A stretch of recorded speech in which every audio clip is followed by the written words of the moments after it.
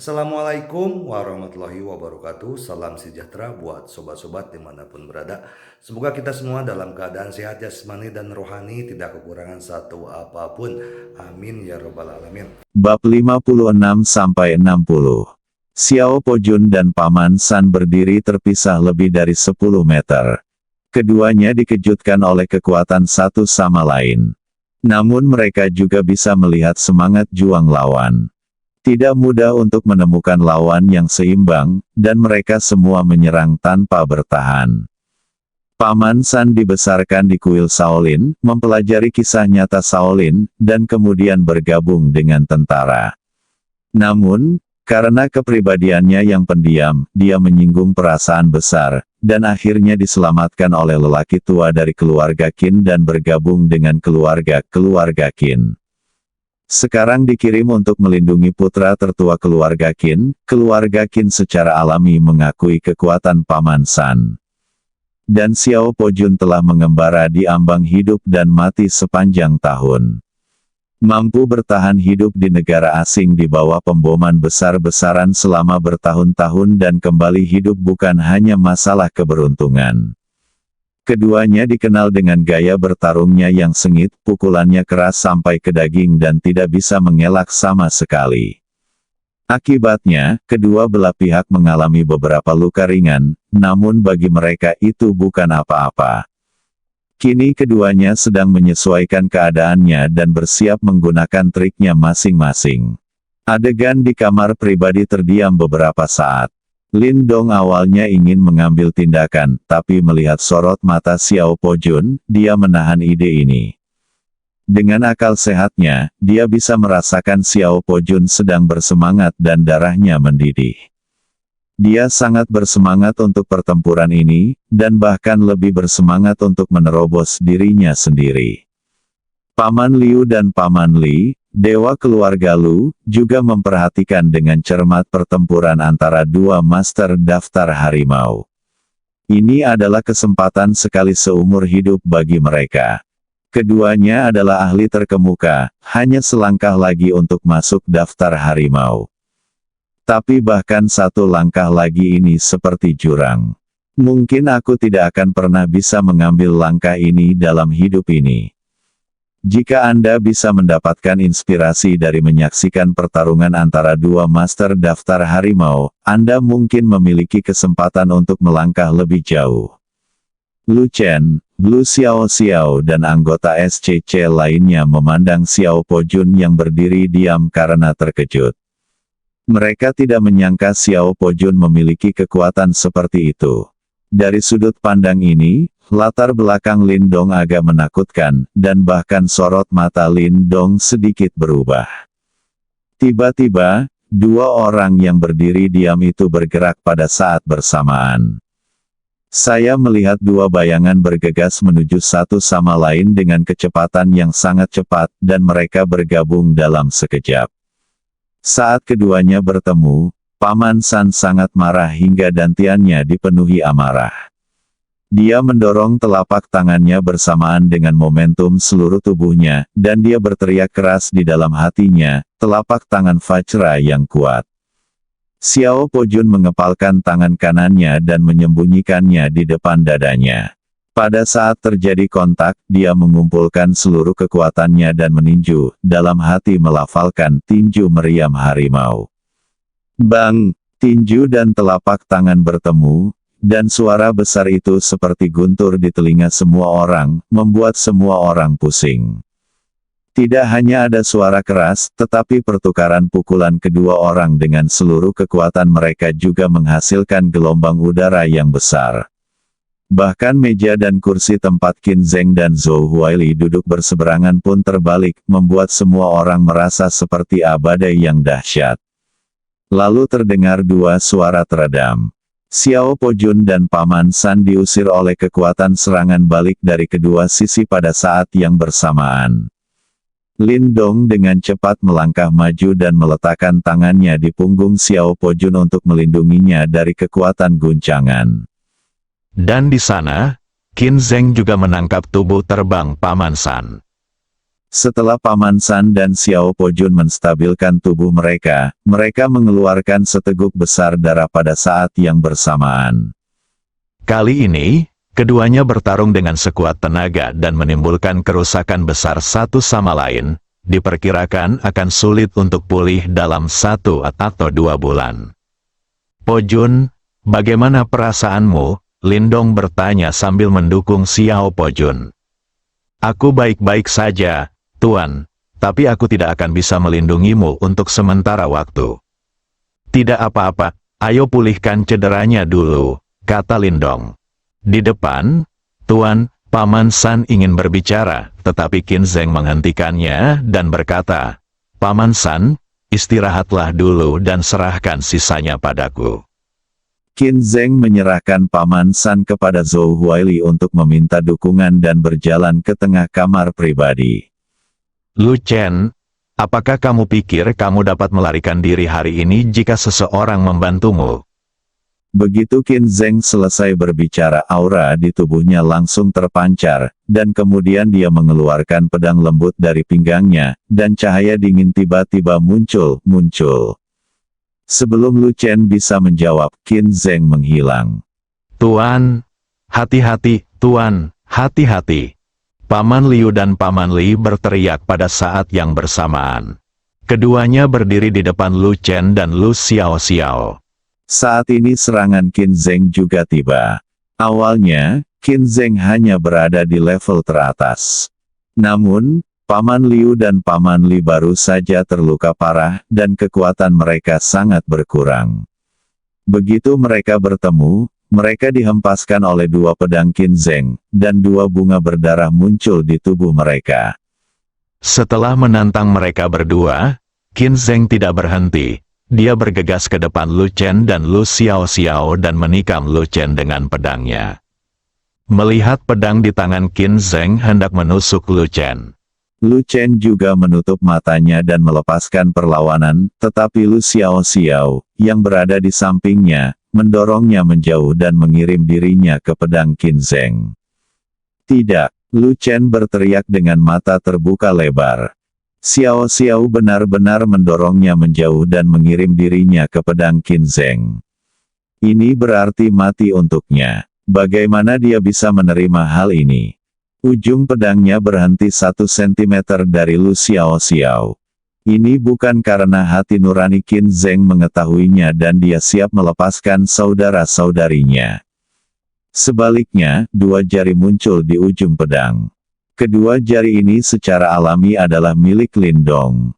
Hanya 2 jari yang menjepit pedang Qin Zheng, master kelas 1. Qin Zheng menatap Lindong kaget dengan mata terbelalak. Tidak hanya Qin Zheng, tapi semua orang termasuk Paman San memandang Lindong dengan tidak percaya. Tuan muda Qin, ayo berhenti di sini, kata Lindong ringan. Sebelum Qin Zheng dapat berbicara, Paman San di belakangnya berbicara. Tuan, ayo pergi. Paman San, ayo pergi. Paman San mengucapkan sepatah kata lagi dengan serius, dan ekspresinya tidak memungkinkan Qin Zheng untuk menolak. Dia baru saja merasakan aura dari Lindong yang bahkan membuatnya sedikit ketakutan. Qin Zheng belum pernah melihat Paman San berbicara kepadanya dengan nada yang begitu kuat, dan dia sedikit tertegun sejenak. Qin Zheng sedang berperang antara surga dan manusia saat ini. Ayo pergi, lalu dia, tuan muda tertua dari keluarga Qin dan raja besar partai pengkhianatan, telah benar-benar kehilangan mukanya hari ini. Tidak, dia belum pernah melihat Paman San berbicara dengannya dengan nada seperti itu. Paman San telah bersamanya selama bertahun-tahun dan pasti tidak akan menyakitinya. Apa yang harus dilakukan? Pergi atau tidak pergi?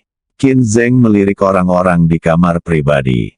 Kecuali Lindong, yang memiliki ekspresi tenang, semua orang sedikit terkejut. Pertarungan puncak antara para master daftar harimau memang mendebarkan. Meskipun dia takjub, dia juga merasa sangat mendambakannya. Qin Zheng merasa dia belum bisa pergi. Bahkan jika dia tidak bisa membunuh Lu Chen hari ini, dia masih akan memberinya pelajaran yang tak terlupakan.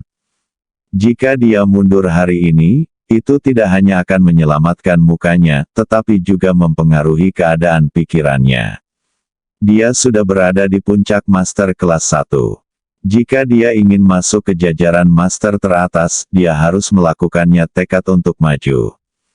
Yang paling penting adalah dia merasa tidak ada yang berani membunuhnya, atau bahkan melukainya secara serius. Sebagai putra tertua keluarga Qin di Kyoto, dia memiliki kepercayaan diri dan keyakinan yang besar. Tak seorang pun di Jiangcheng dapat menahan kemarahan keluarga Qin di Kyoto.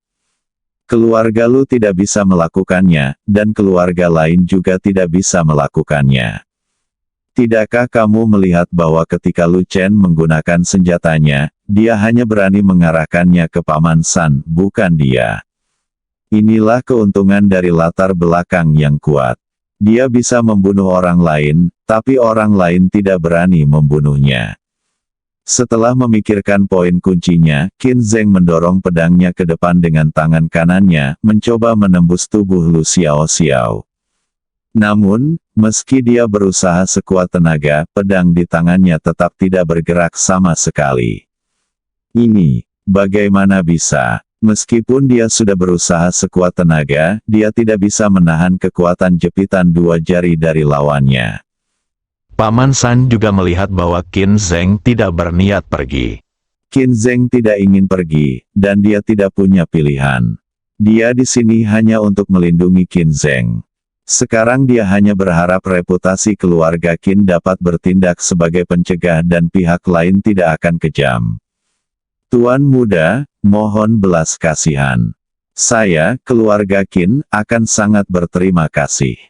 Lin Dong mengabaikan Paman San dan hanya berkata dengan ringan kepada Qin Zheng, Tuan muda Qin, sepertinya kamu belum menyerah.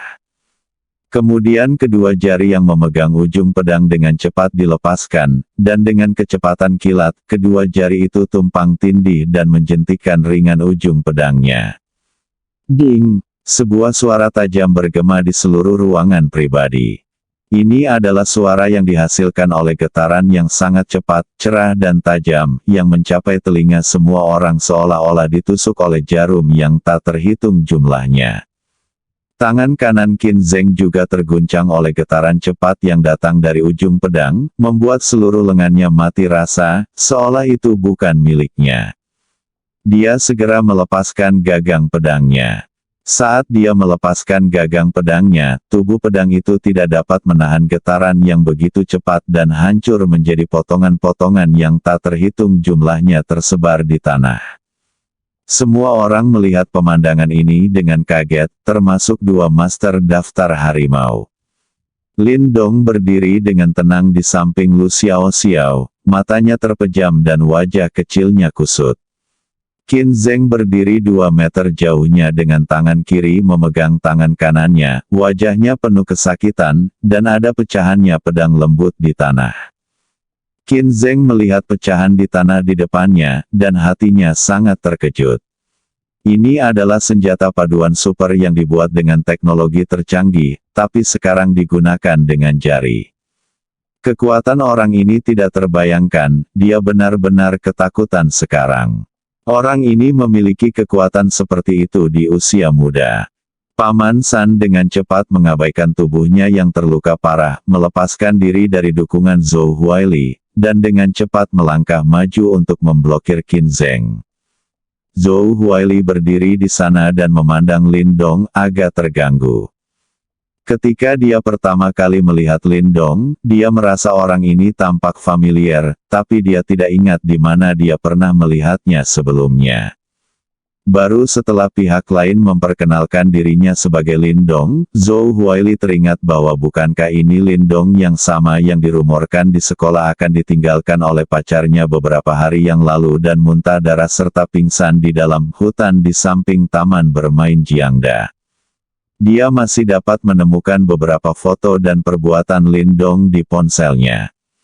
Meskipun mereka terlihat sama, memiliki nama yang sama, dan usia yang hampir sama, temperamen mereka sangat berbeda.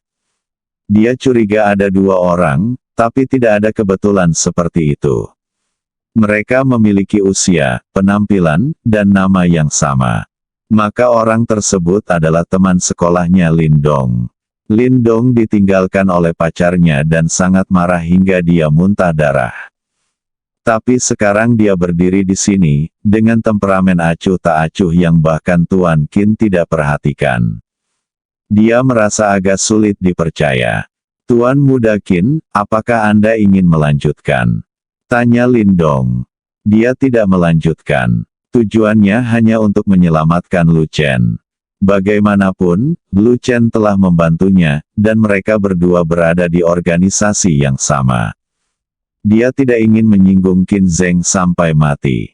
Meskipun dia merasa bahwa dia seharusnya cukup kuat sekarang, latar belakangnya masih jauh dari cukup. Selain itu, tidak ada musuh bebuyutan antara kedua pihak. Qin Zheng ingin membunuh Lu Chen, tetapi dia tidak ingin membunuhnya. Jika seseorang benar-benar ingin membunuhnya, Lindong merasa dia tidak akan menahan diri. Tidak peduli apa latar belakang orang lain, dia akan membunuhnya terlebih dahulu. Qin Zheng tidak berkata apa-apa dan menatap Lindong melalui Paman San. Dia tidak mengerti kenapa Lindong begitu kuat meski lebih muda darinya. Mungkin, Qin Zheng memikirkan sebuah kemungkinan.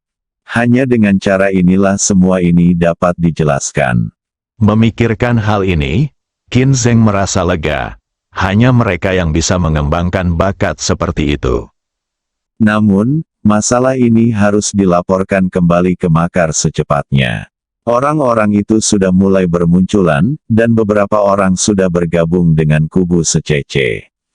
Ini bukan kabar baik bagi Makar mereka. Paman San, Huaili, ayo pergi. Zhou Huaili dengan cepat melangkah maju untuk mendukung Paman San, dan mereka bertiga meninggalkan kamar pribadi bersama. Ketika Qin Zheng berjalan ke pintu kamar pribadi, dia berbalik, memandang Lu Chen dan berkata, Lu Chen, saya harap kamu mendapat keberuntungan saat kita bertemu lagi. Kita masih punya. Kita akan bertemu lagi. Mereka bertiga pergi. Kecuali Lindong dan Xiao Po Jun, semua orang di ruang pribadi menghela nafas lega. Tokoh legendaris seperti pengkhianatan Raja Agung Kyoto masih memberikan banyak tekanan pada mereka. Lalu mata semua orang berubah ketika mereka melihat Lindong, dari rasa jijik saat pertama kali bertemu menjadi rasa kagum sekarang. Qin Zheng, salah satu raja kuat dari partai pengkhianat, melawan dan mengalahkannya, dengan paksa menyelamatkan Tuan Muda Lu dari tangannya. Ketika berita tentang pencapaian ini menyebar, seluruh kota sihir SCC terguncang. Orang kuat dikagumi kemanapun mereka pergi. Saudara Lin, saudara laki-laki dan perempuan, saya tidak akan pernah melupakan anugerah penyelamatan hidup yang mereka berikan kepada kita hari ini. Mulai sekarang, jika terjadi sesuatu pada saudara Lin, yang harus kita lakukan hanyalah menyapa, dan Lu Chen tidak akan pernah menolak. Dan aku juga tidak akan menolak. Aku akan menerimamu di Jiangcheng di masa depan. Apapun yang terjadi, beri saja aku nama Lu Xiao Xiao tiba-tiba kembali ke sifat aslinya. Saudara Lu, sama-sama, Qin Zheng dan tiga lainnya sedang duduk di dalam mobil. Zhou Huaili mengemudi di depan, dan Qin Zheng serta Paman San duduk di belakang. Awalnya, Paman San yang mengemudikan mobil, tetapi sekarang Paman San terluka parah. Dia hanya bisa membiarkan Zhou Huaili mengemudi. Zhou Huaili perlu mengirim mereka kembali ke provinsi Jiangbei. Di dalam mobil, Paman San, level berapa yang sudah dicapai Lindong? Tanya Qin Zheng. Dia ingin tahu seberapa kuat Lindong, yang lebih muda darinya, sekarang. Tuan Muda, saya juga tidak bisa melihatnya. Dia hanya menunjukkan sedikit aura dan itu membuatku merasa takut, dan saya tidak bisa mematahkan pedang dengan menjentikan jari seperti dia, setidaknya di bagian atas daftar harimau, atau bahkan lebih tinggi. Paman San berpikir sejenak dan menjawab. Di atas daftar harimau. Bagaimana ini mungkin? Qin Zheng bertanya dengan kaget. Tuan, Anda harus tahu bahwa ada orang di luar dunia, dan ada orang di luar dunia. Beberapa orang sangat berbakat. Ketika saya di Shaolin, saya pernah bertemu dengan seorang murid rahasia yang tidak lebih lemah dari Lindong. Paman San menjelaskan dengan sabar. Paman San, menurut Anda apakah saya memiliki peluang untuk mencapai level itu? Tuan, Anda memiliki bakat yang bagus. Selama Anda bekerja keras, Anda pasti bisa melakukannya. Lanjutkan. Berapa? Paman San tidak menjawab kali ini. Karena dia tidak tahu harus menjawab apa. Ada perbedaan di antara orang-orang, sama seperti titik awal bagi sebagian orang adalah akhir yang tidak dapat dicapai oleh orang lain seumur hidupnya. Beberapa orang dilahirkan dengan bakat yang sangat tinggi dan dapat mencapai tingkat yang sangat tinggi hanya dengan sedikit usaha. Beberapa orang sama sekali tidak memiliki bakat di bidang ini, dan sekeras apapun mereka berusaha, mereka tetap berada di tempat yang sama. Jadi dia tidak tahu bagaimana menjawab pertanyaan ini. Qin Zheng memiliki beberapa bakat, tetapi masih ada kesenjangan antara dia dan para jenius sejati. Tuan Qin, saya tahu ini Lindong, kata Zhou Huaili sambil mengemudi. Oh, apakah kamu kenal dia? Tanya Qin Zheng. Ya, dia adalah mahasiswa Universitas Jiangnan kami. Seorang mahasiswa Universitas Jiangnan. Ya. Lalu Zhou Huaili memberitahu Qin Zheng beberapa rumor Lindong dan menunjukkan kepada Qin Zheng gambar-gambar yang disimpan di ponselnya. Jadi dia sengaja tidak menonjolkan diri di sekolah. Tanya Qin Zheng. Seharusnya seperti ini. Menarik. Seseorang yang jelas-jelas begitu berkuasa harus dengan sengaja berpura-pura rendah hati dan acuh tak acuh meski pacarnya dirampok. Lindong mengirim Xiao Pojun ke rumah sakit pertama. Meskipun saat itu malam, semua pimpinan rumah sakit sudah menunggu mereka, Lu Chen pasti sudah memberitahu mereka sebelumnya. Saya melakukan pemeriksaan seluruh tubuh dan tidak menemukan masalah besar. Hanya saja organ dalam saya rusak dan saya perlu istirahat sejenak. Lindong meminta pihak rumah sakit untuk menangani prosedur rawat inap Xiao Pojun yang letaknya tidak jauh dari bangsal ibunya, sehingga Xiao Pojun bisa tinggal bersama ibunya kapan saja. Dia bisa saja tinggal dekat dengan ibunya, tapi Xiao Pojun takut ibunya akan khawatir saat mengetahui dia terluka, jadi dia menjauh. Pojun, jaga dirimu baik-baik dan tinggallah bersama ibumu jika tidak ada pekerjaan. Jangan memikirkan hal lain. Saat kamu dan ibumu keluar dari rumah sakit, tinggallah di Jiangcheng dan aku akan mengatur segalanya untukmu. Kata Lindong, kata Xiao Pojun di bangsal tempat dia tinggal. Terima kasih, Guru. Selama berada di rumah sakit, saya dapat meminta kedua saudara laki-laki saya untuk datang menggantikan saya. Dia telah bekerja di luar negeri bersama saya selama bertahun-tahun, dan keterampilannya tidak jauh lebih buruk dari saya. Dua lainnya adalah bersaudara yang pernah mengalami hidup dan mati bersamanya, dan Xiao Pojun juga ingin membantu mereka. Ketika mereka bertiga kembali bersama dan memberikan seluruh uangnya kepada anggota keluarga saudara laki-laki mereka yang tinggal di luar negeri selamanya, hidup mereka pasti tidak mudah kini. Tentu saja yang terbaik adalah bisa mengikuti seorang pemuda dari keluarga bangsawan seperti Lindong dan terus bertarung berdampingan. Oh, apakah kamu masih punya saudara seperti ini? Hubungi aku secepatnya. Telepon sebanyak yang kamu mau. Aku akan memberi mereka perawatan terbaik. Lindong bertanya dengan cepat. Tentu saja, semakin banyak master seperti Xiao Pojun, semakin baik karena mereka tidak kekurangan uang. Kami adalah satu-satunya 3 bersaudara yang pergi bersama, dan yang lainnya tinggal di luar negeri selamanya, kata Xiao Pojun dengan suara rendah. Saya turut berbela-sungkawa. Lindong menepuk bahu Xiao Pojun dan berkata, Tuan, saya baik-baik saja. Kita semua telah merangkak kembali dari neraka. Tidak ada hal lain yang tidak dapat kita pikirkan. Bagus. Tanda seru. Panggil mereka besok. Saat itu sudah jam 11 malam ketika Lin Dong kembali ke Jiangnan International Mansion. Setelah mandi, Lin Dong berbaring dan menelusuri ponselnya. Banyak orang mengirim pesan. Sun Si, Lin Dong, kapan kamu ada waktu luang? Orang tuaku ingin mentraktirmu makan dan terima kasih. Lin Dong, tidak perlu. Ini bukan masalah besar. Berkata lagi, kembali. Sun Si, ini mungkin bukan masalah besar bagimu, tapi ini masalah besar bagi keluarga kami. Tapi saya tidak punya banyak waktu dalam 2 hari ini, tunggu sampai minggu depan.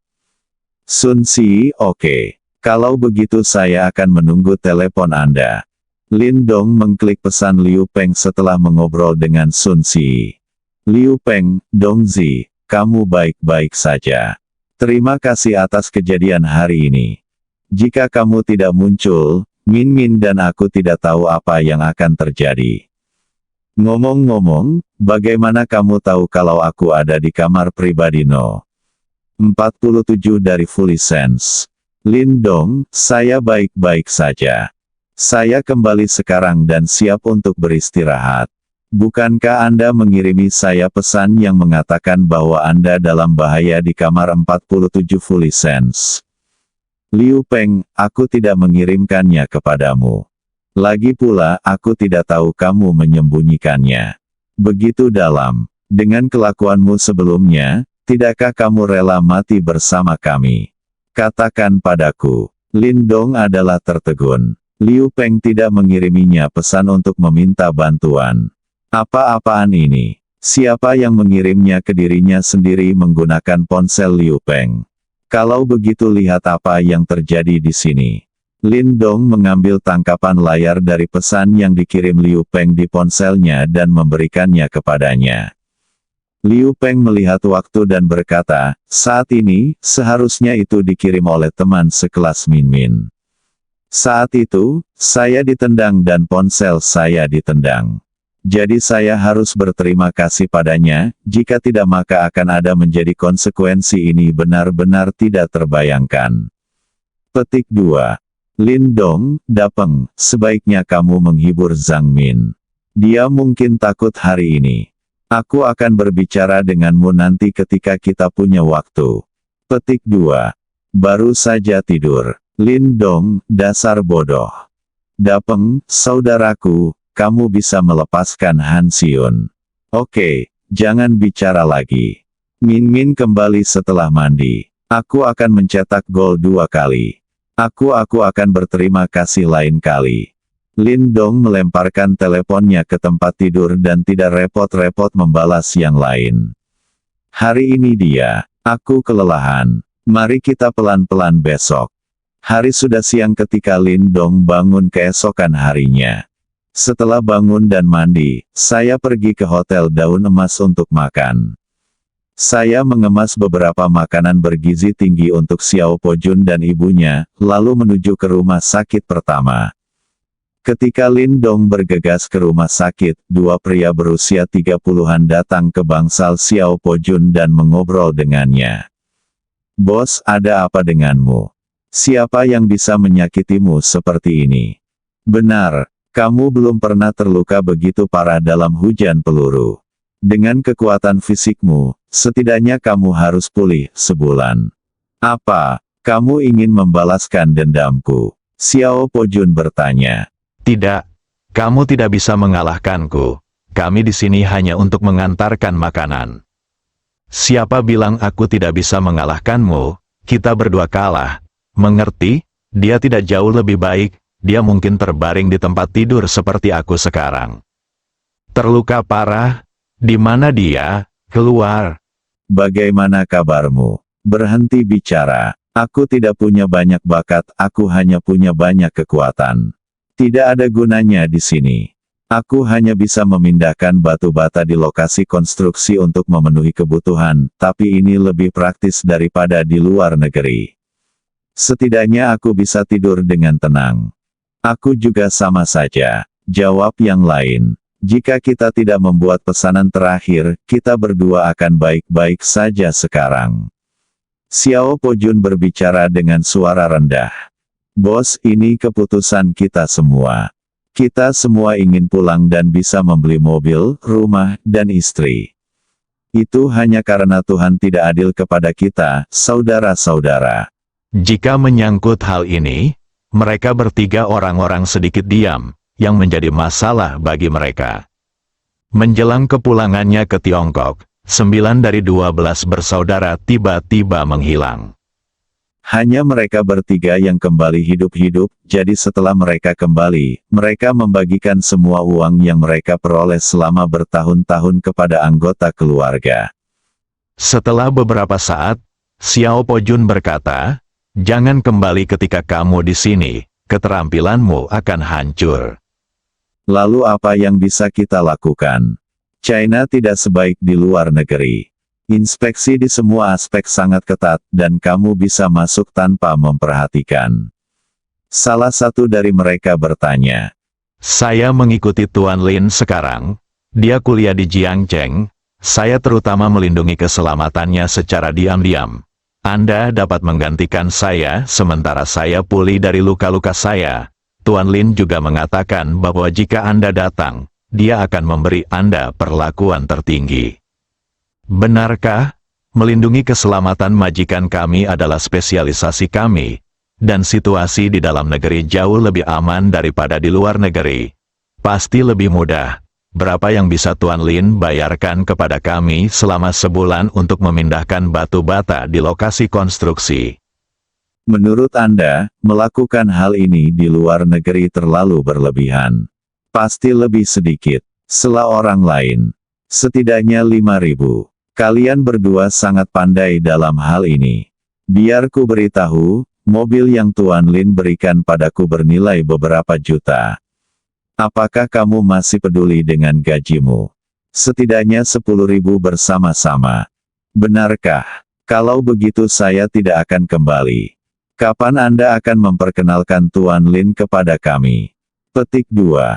Sore hari, saya pikir Tuan Lin masih istirahat masih mengobrol ketika Lindong masuk. Tuan Lin, kenapa kamu ada di sini? Xiao Pojun segera ingin bangun, tapi dihentikan oleh Lindong. Pojun, istirahatlah yang baik. Aku akan membawakanmu sesuatu untuk dimakan. Keduanya adalah saudara yang kamu sebutkan. Tuan Lin, izinkan saya memperkenalkan keduanya kepada Anda. Xiao Pojun memperkenalkan Lindong kepadanya kembali dari luar negeri. Yang di atas disebut Yu Guobing. Yang pendek namanya Wei Yong. Tak satu pun dari mereka terlihat berotot, tetapi mereka memiliki kekuatan yang kuat dalam gerakan mereka. Ini adalah perwujudan dari kekuatan yang sangat eksplosif. Binaragawan yang Anda lihat di TV terlihat berotot, tetapi mereka belum tentu memiliki kekuatan yang besar. Pojun, kamu istirahat dulu, aku akan mengajak mereka makan malam untuk memberi mereka istirahat, kata Lindong. Tuan Lin, kami bisa mengatasinya sendiri, tidak perlu merepotkanmu. Sekarang kalian sudah di sini, dengarkan saja aku. Kalian berdua ikuti saja Tuan Lin. Lindong mengantar mereka berdua ke Fully Sense dengan Mercedes-Benz G. Lalu biarkan mereka mengemudikan G besar, dan Lindong mengemudikan Bugatti Flying Dragon di depan. Tadi malam, Xiao Pojun terluka dan tidak bisa mengemudi, jadi dia meninggalkan Bugatti Flying Dragon di sini. Di dalam Mercedes-Benz, Wei Yong mengemudikan mobil dan mengikuti Lindong dengan mantap.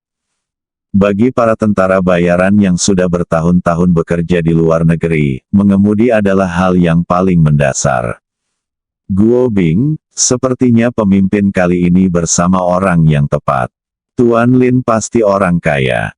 Mobil yang dikendarainya mungkin berharga puluhan juta.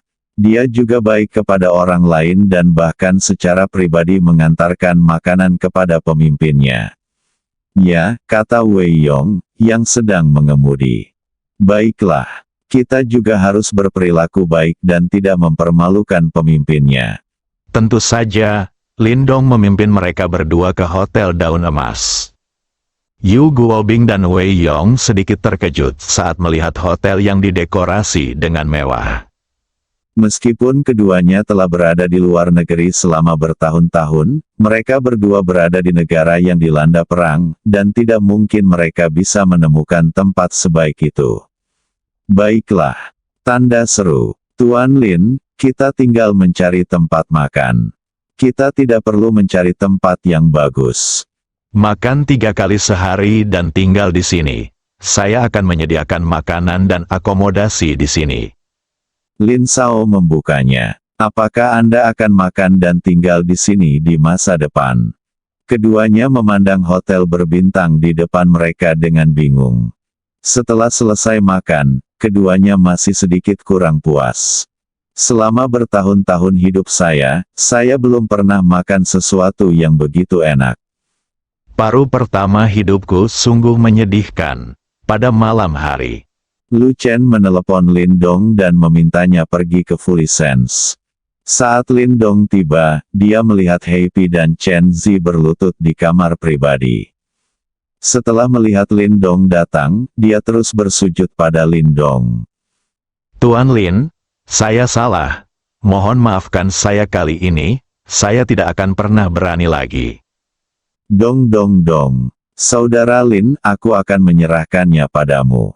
Tidak peduli apa yang kamu inginkan, aku akan menangani akibatnya untukmu. Lu Chen berdiri dan berkata kepada Lin Dong. Setelah mengatakan itu, dia meninggalkan kamar pribadi. Lin Dong memandang keduanya tanpa berkata apa-apa. Ini adalah perubahan yang disebabkan oleh kekuatan. Jika dia masih seorang mahasiswa biasa, apa yang akan terjadi pada Liu Peng dan pacarnya? Lin Dong memanggil pemilik sebenarnya Liu Peng dan Zhang Min. Reaksi pertama Zhang Min masih sedikit ketakutan. Liu Peng bergegas menuju Happy dan memberinya ledakan.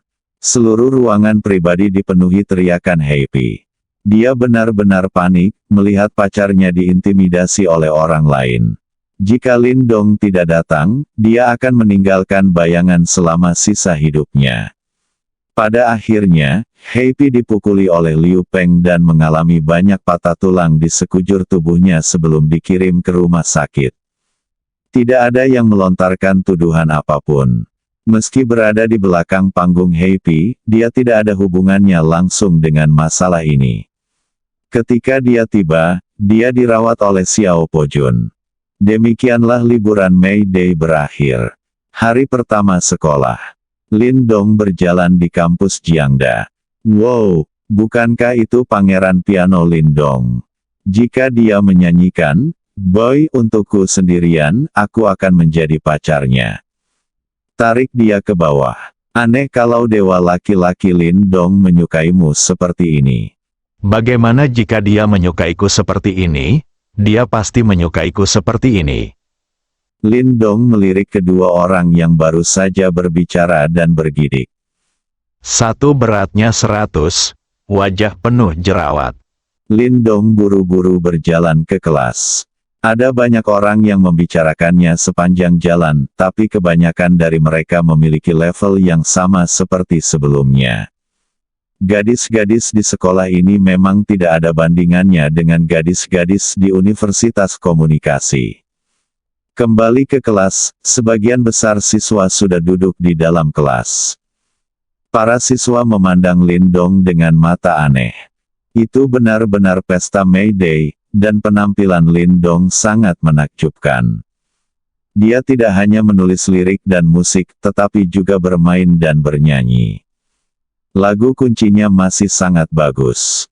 Lin Dong melirik teman sekelasnya di kelas dan merasa sedikit lebih baik saat melihat Su Yingsui. Akhirnya saya melihat seseorang yang tidak menakutkan. Silahkan duduk. Sepanjang pagi berlalu seperti ini. Sore harinya, itu adalah mata kuliah pilihan. Lin Dong diseret oleh Liu Peng dan beberapa teman sekamarnya untuk bermain basket di lapangan basket dalam ruangan.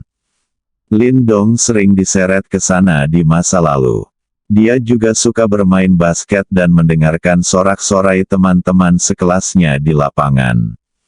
Tentu saja, Yang paling penting adalah Jiang San suka menontonnya saat itu, tapi ini hanya miliknya fantasi.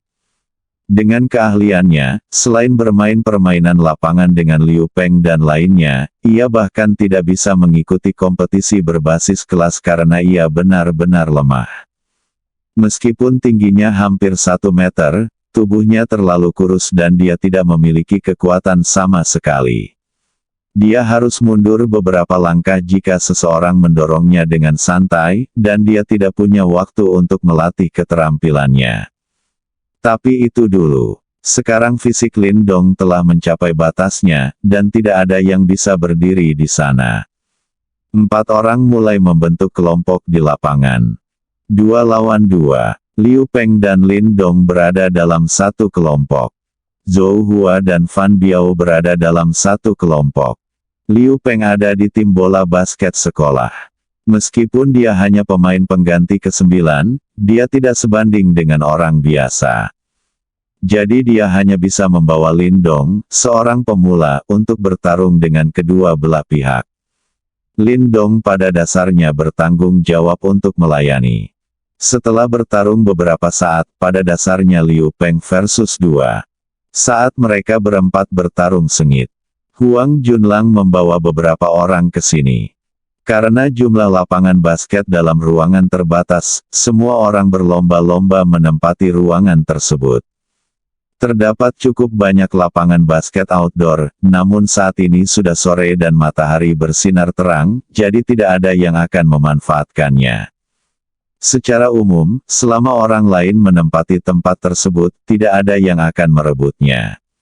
Jika tidak, mereka akan bergabung dan bermain bersama.